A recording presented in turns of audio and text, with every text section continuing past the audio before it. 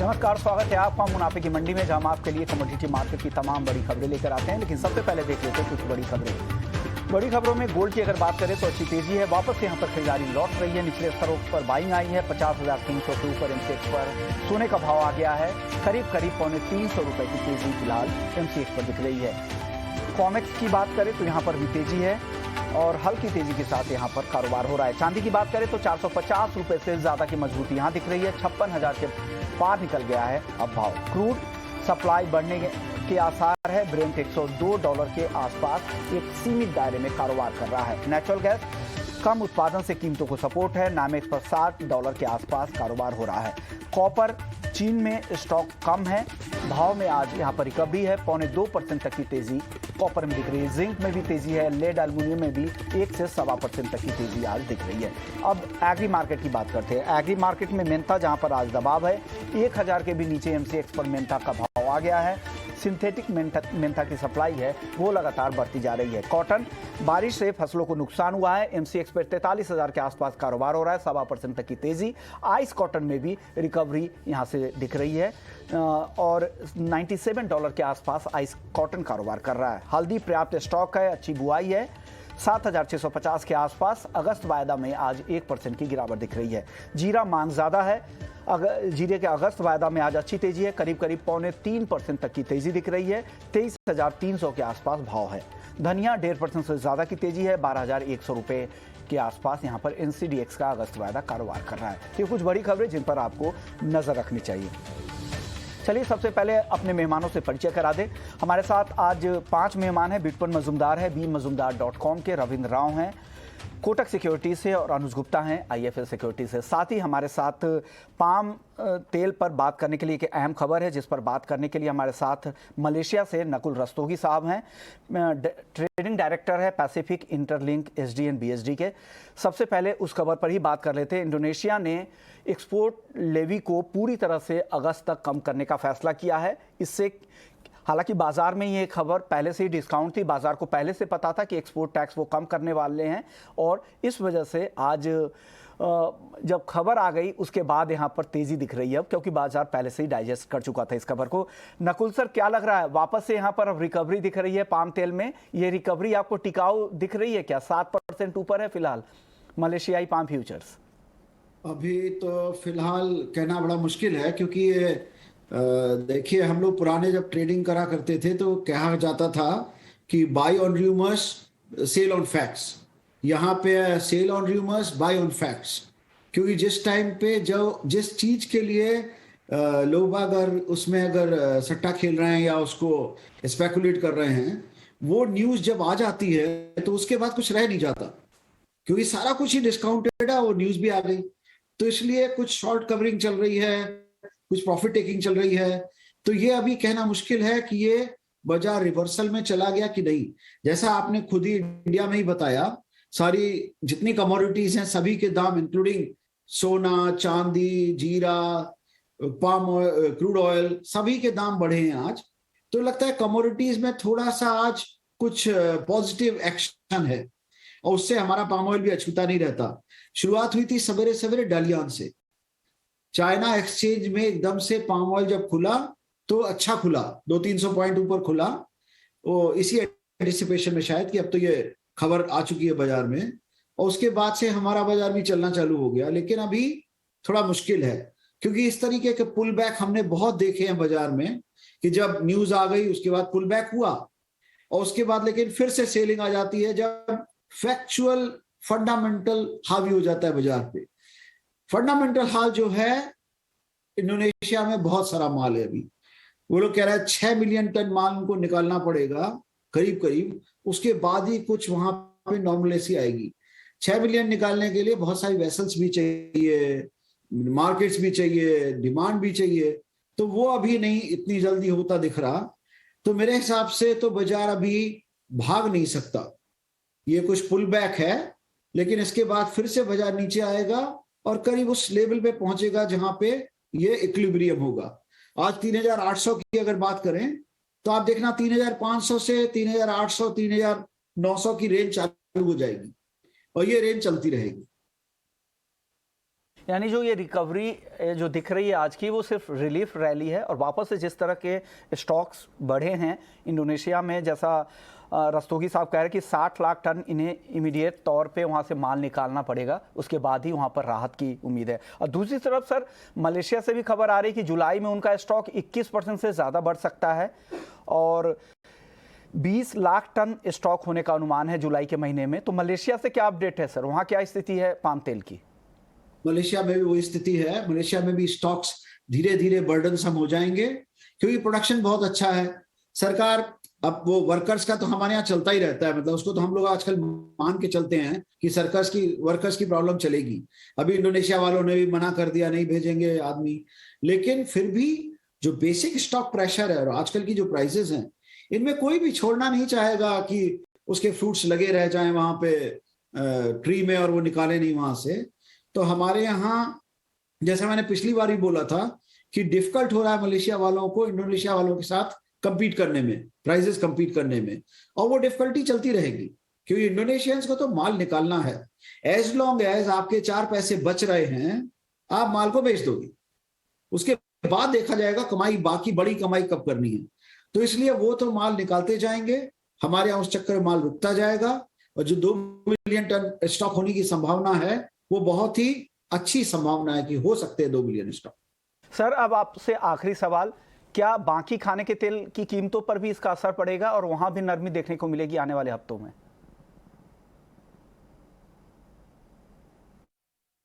काफी कुछ already discounted बाजार हो चुके। सोयाबीन में जो कुछ भी होना है वो होना है यूएस की क्रॉप के बारे में। अगर यूएस की क्रॉप में वहां पे बारिश नहीं हुई, गर्मी ज्यादा हो गई, फसल का अच्छे पोजीशन नहीं बनी, आगे चलने वाले दिनों में अगस्त में उनको पूरा वर्षा चाहिए पड़ेगी, तो फिर उनका बाजार अलग चलने लगता है। ऐसे यूक्रेन का भी हाल धीरे धीरे, अगर वो नॉर्मल होते हैं, वहां से और सनफ्लावर तेल निकलता है या नहीं निकल पाता, ये अभी जो आज की डेट में जो पोजीशन है, ये पाम का अपना खुद का फंडामेंटल है कि हमारे यहाँ स्टॉक बहुत है, लेवी उन्होंने कम कर दी इंडोनेशिया ने, तो अब ये सबको तेल बाहर निकालना जिससे पैसे आए घर में। तो कुछ भी हो जाए वर्ल्ड मार्केट्स का, ये तो अपनी जगह पे चलता रहेगा एक्सपोर्ट करने का। तो इसलिए अभी थोड़ी रिलेटिविटी कम हो गई। हो सकता है सोया इतना ज्यादा फॉलो नहीं करे जितना पाम नीचे अगर गिरेगा, और वहां पे हो सकता है थोड़ी रिकवरी आ जाए डिपेंडिंग अपॉन कि उनकी वहां पे क्रॉप का डेवलपमेंट यूएस में कैसा है। निकाला हमारे लिए और पूरी एनालिसिस की और बताया कि क्या कुछ आगे हो सकता है। और रस्तोगी साहब ने एक बात साफ कर दी कि जो ये रिकवरी दिख रही है पाम तेल की कीमतों में, ये रिकवरी वापस से सेलिंग में बदलेगी, क्योंकि जिस तरह से स्टॉक से, चाहे वो मलेशिया की बात हो या फिर इंडोनेशिया की, स्टॉक इतना ज़्यादा है कि आने वाले समय में यहाँ पर सप्लाई आगे भी बढ़ती रहेगी और उसका दबाव फिर से दिखेगा। चलिए आगे बढ़ते हैं और बाकी खबरों का रुख कर लेते हैं। नॉन एग्री मार्केट में लौटते हैं। हमारे साथ 3 एक्सपर्ट बने हुए हैं। गोल्ड और सिल्वर की सबसे पहले बात कर लेते हैं।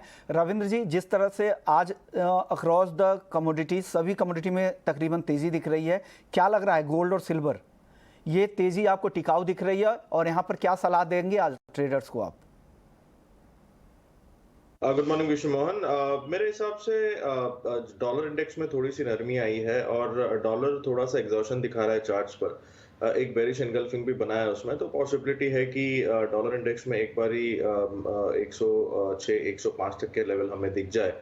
तो आई थिंक वही सपोर्ट कर रहा है। ओवरऑल कमोडिटीज पैक को अगर हम देखें तो ओवरऑल कमोडिटीज पैक में एक रिबाउंड आया है and that is mainly because of the dollar. और अगर यूरो देखें तो यूरो भी एक पैरिटी के आसपास आके वहां से एक बाउंस बैक का एक इंडिकेशन दे रहा है।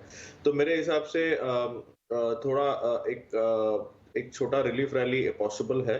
गोल्ड में मेरे हिसाब से इमीडिएट जो है वो 1720 का एक रेजिस्टेंस है जो कि सपोर्ट था। वो अगर निकल जाता है तो फिर 1740 तक का एक रैली आ सकता है, बट इमीडिएटली मुझे लगता है कि 1720 would act as a resistance.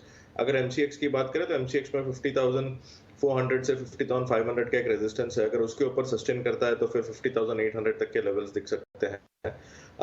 वही अगर चांदी की बात करें तो चांदी में एक हमने अच्छा एक रिवर्सल देखा है फ्रॉम द लोअर लेवल। 54,000 55,000 का एक सपोर्ट जोन जो है उसे ब्रेक करके उसके नीचे सस्टेन नहीं कर पाया है और फिर से ये अराउंड 56,000 के आसपास ट्रेड कर रहा है। तो पॉसिबिलिटी है कि यहाँ से एक फिर से एक बाउंस बैक देखने मिले। और इंटरेस्टिंग बात यह है कि इंटरनेशनल चार्ट्स पे जो स्पॉट चार्ट है उस पे अगर देखें तो जहाँ से ब्रेकआउट हुआ था इन 2020 वहाँ पे प्राइजेस अच्छा खासा सपोर्ट ले रहे हैं और एक इंडिकेट कर रहे हैं कि शायद यहाँ से एक पुल बैक आ सकता है। तो मेरे हिसाब से 57,500 से 57,000 तक के लेवल्स चांदी में दिख सकते हैं। तो आई थिंक डिप में बाइंग करना बेटर स्ट्रेटेजी होगी, मेनली बिकॉज डॉलर इंडेक्स एक छोटा मोटा करेक्टिव मोड में आ सकता है और उस वजह से सारे कमोडिटीज में एक पुल बैक दिख सकती है।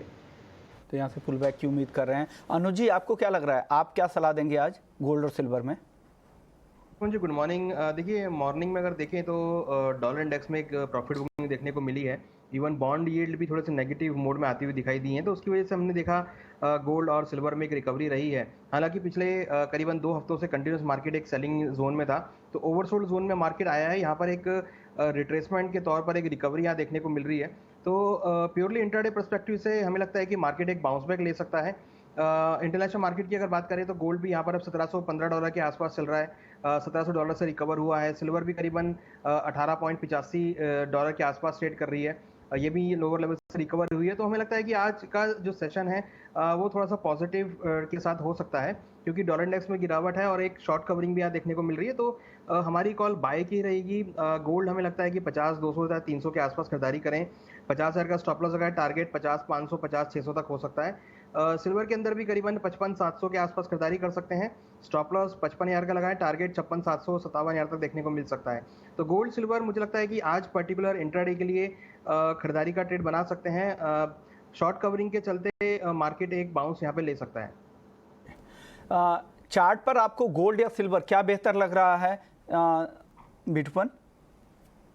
देखिए अभी चार्ट में तो पहले मार्केट तो थोड़ा सा एक रिलीफ रैली के लिए तैयार कर रहा है, और सिल्वर में भी जैसे रविंद्र जी ने बताया था एक रिवर्सल जैसा फॉर्मेशन हुआ है सिल्वर स्पॉट चार्ट में, एंड M6 में भी थोड़ा सा लग रहा है कि मार्केट रिवर्स कर रहा है। तो दोनों में ही एक्चुअली बाय कर सकते हैं, लेकिन ये जो मोमेंटम रहेगा ये प्रॉब्ली फॉर रिलीफ रैली 2-3 दिन 4 दिन के लिए रिलीफ रैली के लिए रहेगा। एक्चुअली FOMC का जो मीटिंग है 27-28, तो उससे पहले एक्चुअली जो जिस तरह से डॉलर स्टेबलाइज हो रहा है, थोड़ा सा डॉलर करेक्ट कर रहा है, डॉलर इंडेक्स करेक्ट कर रहा है, प्रॉब्ली इससे थोड़ा मार्केट को सपोर्ट मिलेगा। और मैं प्रीफर करता अगर मुझे बाय करना, क्योंकि जिसमें ज्यादा सेलिंग है, मुझे लगा कि सिल्वर में स्ट्रॉन्ग बाइंग आ सकता है। 56,000 अभी चल रहा है, 55,700-800 के आसपास सिल्वर ले सकते हैं। 57,000 का या 57,500 का थोड़ा होल्डिंग टारगेट रहेगा। उसको देख के मेरे हिसाब से 55,800 के आसपास बाय करना पड़ेगा और उसको होल्ड कर सकते हैं। Even if I look for gold मुझे लग रहा है 50,800 to 51,000 तक गोल्ड पॉसिबल है। 50,300 के आसपास गोल्ड को ले सकते हैं। 50,000 के नीचे स्टॉप लॉस लगाना पड़ेगा। और मुझे लग रहा है कि पूरे कमोडिटीज कॉम्प्लेक्स एक ही पर्टिकुलर फैक्टर पे काम कर रहा है कि डॉलर अभी स्टेबलाइज हो रहा है, क्योंकि डॉलर में एक करेक्टिव रैली और कमोडिटीज में एक पुल बैक रैली, दोनों इस तरह से दिख रहा है मार्केट। मेटल की चाल देख लेते हैं। मेटल में भी आज चौतरफा तेजी है। कॉपर देखिए 1.5% ऊपर, जिंक भी 1.25% ऊपर, लेड में अच्छी तेजी है, एल्युमिनियम भी ऊपर है। रविंद्र जी, मेटल में क्या आज कहाँ खरीदारी की सलाह दे रहे हैं आप? वेल आई थिंक मेटल्स में भी एक पुल बैक रैली पॉसिबल है। कॉपर में हालांकि 630 का एक रेजिस्टेंस है, क्योंकि 630 से 620 का एक सपोर्ट जोन था जिसे ब्रीच करके पिछले वीक में मार्केट अराउंड क्लोज टू 600 के आसपास गया था, लेकिन वहां से एक पुल बैक आई है। लेकिन मेरे हिसाब से 630 क्रूशल होगा। अगर 630 के ऊपर क्लोजिंग आ जाता है कॉपर में, तो फिर मेरे हिसाब से थोड़ा सस्टेनेबल हो सकता है रैली, और 645 तक कॉपर के प्राइसेस जा सकते हैं। इंट्राडे पर्सपेक्टिव से आई थिंक जिंक और एल्यूमिनियम अच्छा लग रहा है। जिंक में पॉसिबिलिटी है कि एक बार 276 तक के लेवल्स दिखे, और एल्यूमिनियम जैसे मैंने पहले भी कहा था कि जो लॉन्ग टर्म चार्ट्स है उसमें 202-201 का एक स्टिफ सपोर्ट है। जब तक उसके नीचे नहीं जाता एक अच्छा खासा रैली हम एल्यूमिनियम में देख सकते हैं। तो इंट्राडे पर्सपेक्टिव से आई थिंक 208-209 तक का एक अपसाइड पॉसिबल है। 205 का स्टॉप लॉस मेंटेन कर सकते हैं। लेकिन मेरे हिसाब से जब तक 202-201 होल्ड है, आई थिंक पोजिशनल पर्सपेक्टिव से भी एल्यूमिनियम में लोअर लेवल पे बाइंग किया जा सकता है। एक पुल बैक दिख सकता है 215-218 तक। ओके अनुज जी, आपकी टॉपिक क्या है मेटल में आज? मोहन जी देखिए, हमने लास्ट वीक में गिरावट देखी थी और एक लोअर लेवल से बाउंस बैक भी देखा था। मुझे लगता है कि यहाँ पर एल्युमिनियम काफ़ी लोअर लेवल पर आया है, जहाँ पर हम एक अच्छी रिकवरी देख सकते हैं। हमें लगता है कि एल्युमिनियम का भाव ऊपर में 209 210 तक के लेवल दिखा सकता है।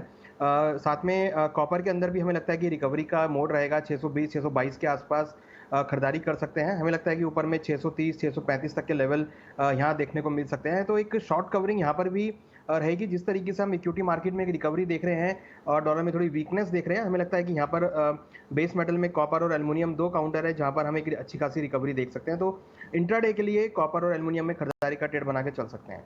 ओके, यानी अनुज जी की भी पसंद कॉपर और एल्युमिनियम ही है। आप क्या पसंद कर रहे हैं मेटल में बिटूपन? मुझे एल्यूमिनियम भी पसंद है, कॉपर भी पसंद है, जिंक भी पसंद है, सभी पसंद आ रहा है क्योंकि अभी जिस तरह से कमोडिटी में रिकवरी है, लेकिन देखिए जिस तरह से स्ट्रॉन्ग पुल बैक है, कॉपर में भी पुल बैक जो आया है 600 से 627 का पुल बैक, और जिंक में भी 260 से 270, मतलब 10-12 रुपया जिंक में भी रिकवरी हुआ है। तो अभी क्या हो रहा है कि जब ये रिकवरी फेज है, इसमें मेरे हिसाब से डिप्स में लुकआउट करना है। थोड़ा डिप्स मतलब थोड़ा करेक्टिव डिप, क्योंकि ये जो ट्रैप है, पूरा जो बेयर जो सिनेरियो है मार्केट में, पूरा चेंजेस नहीं हुआ, लेकिन यहाँ से एक रिलीफ रैली या ओवरसोल्ड जोन से एक रिलीफ रैली पॉसिबल है।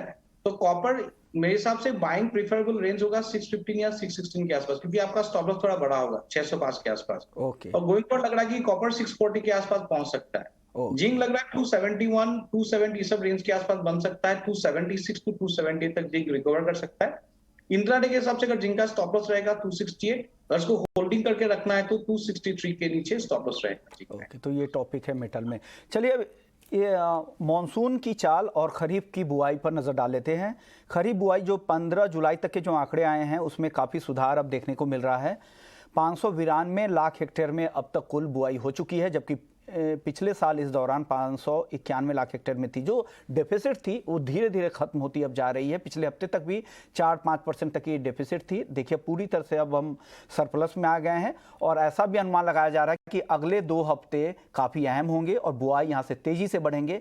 कुछ बुआई जैसे दलहन, मोटे अनाज और तिलहन बुआई यहाँ पर अच्छी खासी रिकवरी दिख रही है और अब ये काफ़ी सरप्लस में है। चलिए मॉनसून पर बात करने के लिए हमारे साथ महेश पलावत साहब है स्काईमेट से। सर स्वागत है आपका। सर मॉनसून को लेकर जो चिंता है अभी तक वो है यूपी, पश्चिम बंगाल, बिहार, झारखंड को लेकर, और उस वजह से जो पैडी के जो सोइंग के नंबर है वो सबसे ज़्यादा कम है। आज से यहाँ पर बारिश शुरू हो जाएगी इन राज्यों में। अब नया अनुमान क्या है आपका? देखिए वैसे जो अनुमान था वो ये था कि 18 या 19 जुलाई से बारिश शुरू होगी, लेकिन अब क्योंकि एक और डिप्रेशन बन गया था अरब सागर में, जिससे कि मानसून रेखा थोड़ा सा नीचे बनी हुई है, अब ये धीरे धीरे फिर से ऊपर आ रही है। तो हमें उम्मीद है कि 20 या 21 तारीख से जो बारिश की गतिविधियां हैं वो जो पश्चिमी उत्तर प्रदेश है वहां पर काफी अच्छी होने वाली हैं, और लेकिन पूर्वी उत्तर प्रदेश और बिहार में भी 21 तारीख से बारिश शुरू हो जाएगी और जो मंथ के एंड तक रहेगी। लेकिन जो बिहार और पूर्वी उत्तर प्रदेश है वहां पर बहुत ज्यादा हैवी रेन नहीं होगी, लाइट रेन और मॉडरेट शावर्स होते रहेंगे, लेकिन जो सूखे के हालात हैं उससे बहुत ज्यादा यानी कि राहत मिलने की संभावना दिखाई दे रही है और बारिश कई इलाकों में देखने को मिलेगी। पश्चिम बंगाल में भी बारिश बढ़ेगी क्योंकि जो मानसून की रेखा है वो नॉर्थ में आ जाएगी, इंडो गंजेटिक प्लेन्स में आ जाएगी। तो गंगा के मैदानी क्षेत्रों में पंजाब, हरियाणा, उत्तर प्रदेश, बिहार, झारखंड और पश्चिम बंगाल, इन सारे इलाकों में 20 या 21 तारीख से बारिश शुरू होगी और जो पूरे महीने चलेगी। जी तो क्या ये बारिश सर ये धान की बुआई के लिए क्या पर्याप्त होंगे और ये अच्छा पीरियड होगा जहां पे अच्छी रिकवरी देखेंगी सोइंग में? जी हाँ, अभी क्योंकि इतने दिनों से कोई भी बारिश नहीं थी और सबसे ज्यादा जो डेफिसिट था वो उत्तर प्रदेश था, बिहार, झारखंड और पश्चिम बंगाल भी डेफिसिट के कैटेगरी में थे। बाकी पूरे भारत में अच्छी बारिश हो रही है, केरल में केवल दक्षिण में वो है डेफिसिट है। तो अब हम कह सकते हैं कि जो अगला कम से कम 10-12 दिन जो है यानी 20 तारीख से, और ये काफी अच्छे दिखाई देंगे। हालांकि बहुत ज्यादा भारी बारिश तो नहीं दिखाई दे रही बिहार और पूर्वी उत्तर प्रदेश में, लेकिन जो बारिश है वो मॉडरेट शावर्स होंगे। 20-30 मिलीमीटर की अगर बारिश होती है डेली के हिसाब से या 5-10 मिलीमीटर बीच बीच में होती है, तो उससे भी ये जो सोइंग है उसको काफी ज्यादा फायदा मिलेगा। और अगस्त का महीना भी हमें अच्छा ही दिखाई दे रहा है। तो यानी कि जो शुरुआती दौर में हमने जुलाई में डेफिसिट देखा था वो अगस्त में देखने को नहीं मिलेगा। जी साहब एक और सवाल, कुछ राज्य जो मध्य भारत के हैं या साउथ के हैं जैसे तेलंगाना हो, गुजरात हो, राजस्थान हो, वहाँ पर जोरदार बारिश हो रही है। कई इलाकों, कई जिलों में तो ऐसी स्थिति है, बाढ़ की स्थिति है। क्या वहाँ कुछ राहत आने वाले हफ्तों में मिलने वाले हैं, क्योंकि वहाँ पे फसलों को भी काफ़ी नुकसान आ रहा है। ऐसी रिपोर्ट आ रही है कि तिलहन, अनाज और दालों के नुकसान की फसलों को काफ़ी नुकसान हुआ है। तो वहाँ पर किस तरह का अनुमान आप लोग लगा रहे हैं? देखिए, जो पूर्वी राजस्थान है, यहाँ पर तो बारिश की गतिविधियां अगले 2 दिनों के दौरान काफी हैवी होने वाली हैं, और यानी कि इस इलाके को अभी राहत नहीं मिलेगी। गुजरात को राहत है। गुजरात में जो भारी बारिश हो रही थी उससे काफी ज्यादा राहत है। अब हल्की बारिश और 1-2 मॉडरेट स्पेल हो गए, यानी कि जो heavy to very heavy rain दिखाई नहीं दे रही है। और विदर्भ के कुछ इलाकों में अच्छी बारिश हो सकती है। बाकी जो महाराष्ट्र है वो लाइट से मॉडरेट रेन ही देखेगा, और तेलंगाना के जो उत्तरी जिले हैं वहां पर बीच बीच में बारिश की गतिविधियां थोड़ी ज्यादा होंगी, लेकिन जो दक्षिणी तेलंगाना है और जो उसके सेंट्रल पार्ट्स हैं उस इलाके में भी बारिश कम रहेगी, और ओडिशा में भी हल्की से मध्यम बारिश रहेगी, और छत्तीसगढ़ में भी हल्की से मध्यम बारिश देखने को मिलेगी। 2 दिनों के दौरान थोड़ा सा तेज बारिश हो सकती है। तो कुल मिलाकर के जो भारी से भारी जो बारिश चल रही थी इन इलाकों में उससे राहत मिलेगी, लेकिन मध्य प्रदेश के कई भागों को अभी भी तेज बारिश का सामना करना पड़ सकता है अगले 1 हफ्ते के दौरान। जी शुक्रिया पलावा सर, आपने वक्त निकाला एक बार फिर से और पूरा बताया कि आगे किन किन राज्यों में क्या स्थिति आगे बनेगी। चलिए एग्री मार्केट की और बात कर लेते हैं। राजस्थान में जिस तरह की बारिश हो रही है उसका फायदा, उसका नुकसान हो रहा है ग्वार कीमतों पर। ग्वार की कीमतें लगातार कम होती जा रही हैं। अनुज जी, क्या लग रहा है, ग्वार के दाम और यहां से गिरने वाले हैं क्या? विष्णुमोहन जी, देखिए ग्वार का भाव देखें तो 4,950 के आसपास ट्रेड कर रहा है। अगस्त वाला कॉन्ट्रैक्ट ज़्यादा बारिश होने की वजह से हमने यहाँ पर कुछ गिरावट देखी है, बट मुझे लगता है कि अब जो प्राइसेस हैं ये काफ़ी लोअर लेवल पर आ चुके हैं। यहाँ से हम एक शॉर्ट कवरिंग एक्सपेक्ट कर रहे हैं। यहाँ पर हमारी बिकवाली की सलाह तो नहीं है। हमें लगता है कि यहाँ से खरीदारी का ट्रेड लेना चाहिए। ऊपर में 5100 से लेकर 5200 तक के लेवल यहाँ देखने को मिल सकते हैं। मार्केट काफ़ी ओवरसोल्ड जोन में है। फिजिकल के अंदर भी अगर देखें तो मंडी के अंदर अब आवक भी आनी कम हो गई है, तो मुझे लगता नहीं है कि ज़्यादा यहाँ से भाव नीचे गिरेंगे। हो सकता है कि 50-100 रुपये की गिरावट यहाँ पर आए, तो जहाँ पर भी गिरावट मिले वहाँ खरीदारी का ट्रेड रखना चाहिए। हमें लगता है कि 5100 से लेकर 5200 तक के लेवल ग्वार सीट में यहाँ देखे जा सकते हैं। रविंद्र जी, कॉटन में क्या लग रहा है? यहाँ भी रिकवरी दिख रही है। अक्रॉस द कमोडिटी में जो तेजी है उसका फायदा यहाँ पर कॉटन को मिल रहा है। क्या लग रहा है कॉटन में यहाँ से?